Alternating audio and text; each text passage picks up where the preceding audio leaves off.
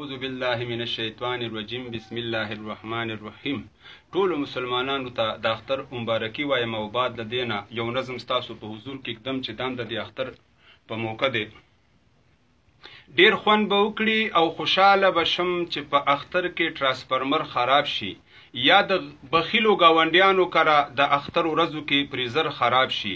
توبه توبه دا بعضی خلک وړه په شاپر کې کی دي، ضمیر هیڅ ملامت نکړي پدې، ټوله سنباله په پریزر کې کی دي، هیڅ د غریب گاونډي غم اونکړي، د چا په درد سترګې نم اونکړي، او ساروی چې راولي نخري پې کوي، ډیر ورته خپو کې ګونګروګان واچوي، لارو کوڅو کې ورته منډې ورکوي، غریب په ځان پورې حیران واچوي، نو خپلو بچو ته تماشه جوړه کی، د عبادت نه مسخره جوړه کی.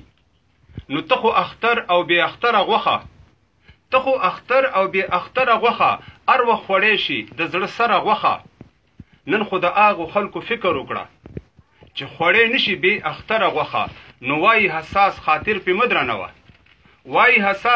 په مدرنه و د ډیره سوخته می خیری کړی دی. اوس بل کلام ته راځو چې هغه په دې موضوع دی چې غریب بی غوخه پاتې شو د غوخو په اختر کې، غریب بی غوخه پاتې شو د غوخو په اختر کې، خود چې د مالدارو غوخه کې خود پریزر کې. نو په ګډ او په چيلي کې خو زمونږ برخه نه و، او مالدارو به مالدارو کروړلې په شاپر کې.